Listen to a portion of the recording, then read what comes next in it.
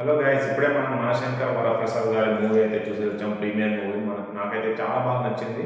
దీనికి ఏదో మనం ఒక మీమ్ తయారైపోతున్నాం. పండగ పండగ మెగాస్టార్ పండగ పండగ పండగ పొంగల్ పండగ పండగ పండగ చిరంజీవి పండగ అనమాట. సినిమా అయితే సంక్రాంతి విన్నర్ ఫిక్స్, ఇది విన్నర్ ఫిక్స్ అనమాట. మనకి దీంట్లో వచ్చి పాజిటివ్స్ వచ్చేసి వన్ మ్యాన్ షో. చిరంజీవి అయితే చింపేసిండు. అటు డ్యాన్స్, గ్రేస్ మూమెంట్స్, కామెడీ, మన పాత చిరంజీవి అందరూ వాడు జై చిరంజీవి, ఆ చిరంజీవిని అయితే మనం అయితే దర్శించుకున్నాం ఇవాళ అయితే. సో వన్ మ్యాన్ షో అని చెప్పేయచ్చు అతని గురించి అయితే. ముందుగా మనం చిరంజీవి గురించి ఎందుకు మాట్లాడుతున్నాం అంటే, లాస్ట్ సినిమా చూస్తే అతను కొంచెం డిఏజింగ్ చేసినట్టు, కొంచెం గ్రాఫిక్స్ లాగా వాడినట్టు అనిపించింది. కానీ ఈ సినిమాలో అయితే చిరంజీవి ఎట్లున్నాడు అట్లా ఉన్నాడు, చాలా ఇంకా గ్లామర్ కనిపించిండు, కొంచెం సన్నగా కూడా పడ్డాడు. చూడండి చాలా బాగుంది. లాస్ట్ సినిమాస్తో పోల్చుకుంటే ఇది చాలా బెటర్. చిరంజీవి ఫేస్లో కానీ, అతని వాక్లో కానీ, అతని స్ట్రక్చర్లో కానీ, డ్యాన్స్లో కానీ చాలా బాగా చేసాడు. కామెడీ ఇంకా బాగా చేశాడు. మనకి ఓల్డ్ మూవీస్ అయితే గుర్తొస్తాయి. ఎవరైతే 1980s 1990s ఉన్న వాళ్ళకైతే చాలా మంచి కనెక్ట్ అవుతుంది చిరంజీవి నుంచి అయితే. అండ్ నెక్స్ట్ వచ్చేసి మ్యూజిక్ అండ్ బీజిఎం.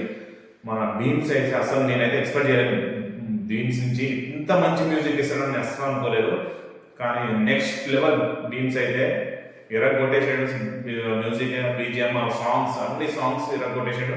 ఎక్స్పెషల్లీ నాకైతే బీజిఎం చాలా ఫ్రెష్ అనిపించింది, కొత్తగా అనిపించింది. బీమ్స్ నెక్స్ట్ లెవెల్ వెళ్ళిపోతారు మ్యూజిక్లో. అండ్ మోస్ట్ ఒక 70% వరకు అయితే కామెడీ అయితే చాలా వరకు వర్కౌట్ అయ్యింది. అందరూ థియేటర్లు అయితే పగలబడి అవుతున్నారు. సో కామెడీ పరంగా సక్సెస్ అంటే అనిల్ రావిపూడి. అండ్ నెక్స్ట్ మనకి ఫస్ట్ హాఫ్ వచ్చేసరికి ఎక్సలెంట్ ఉంది. First half is far better than second half అనమాట. సో ఫస్ట్ హాఫ్ వచ్చేది, సెకండ్ హాఫ్లో విక్టరీ వెంకటేష్ ఎంట్రీ అయినా కానీ బాగుంది. అండ్ ఈ మూవీ వచ్చేసి సంక్రాంతికి అయితే గుడ్ ఫ్యామిలీ ఎంటర్టైనర్ అనమాట.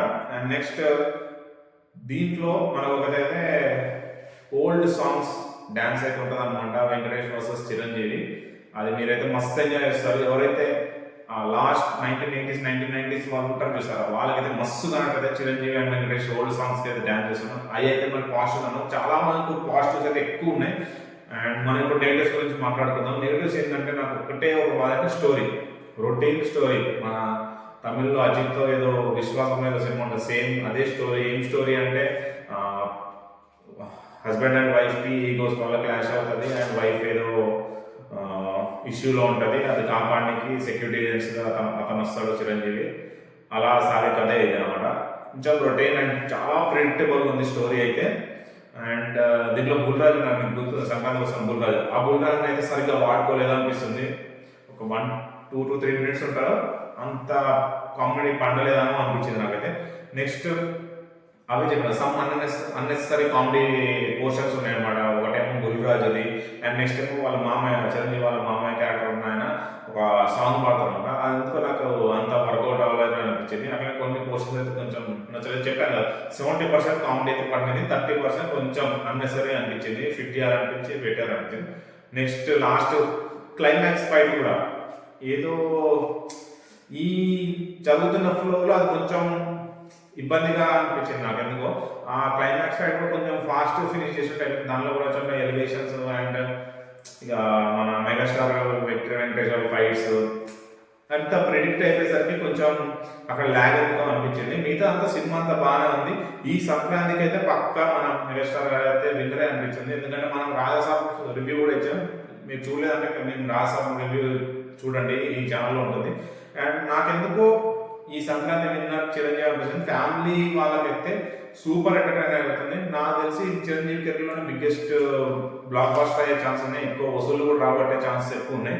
సో ఈ సంక్రాంతి విన్నర్ అయితే చిరంజీవి అనమాట. కొన్ని చూస్తున్న ట్విట్టర్లో చాలా నెగిటివ్ ట్రెండ్ అవుతుంది మనశంకర్ వరప్రసాద్ గురించి. కామెడీ బాగాలేదు, ఏంటి ఆ ఫేక్ నవ్వులు, ఆ ఫేక్ కామెడీ ఎందుకని పెట్టిన వాళ్ళందరూ ఒకటే మాట చెప్తున్నా, బాస్ ఈస్ బ్యాక్. ఏమన్నా అనుకోండి, Chiranjeevi is back with blast. ఈ సంక్రాంతి విన్నర్ చిరంజీవి అనమాట, రాసి పెట్టుకోండి. తెలిసి ఈ మూవీ వచ్చేసి 300+ crores అయితే కలెక్షన్ చేయబోతుంది. లాంగ్ రన్ అయితే చాలా ఎక్కువ ఉంటుంది అంటే, సంక్రాంతి వస్తువురం లాగా ఉంటుంది. మేబీ సంక్రాంతి వస్తువురం కలెక్షన్స్ దాకా అయితే రీచ్ అవ్వచ్చేమో అనిపిస్తుంది. చూద్దాం మరి.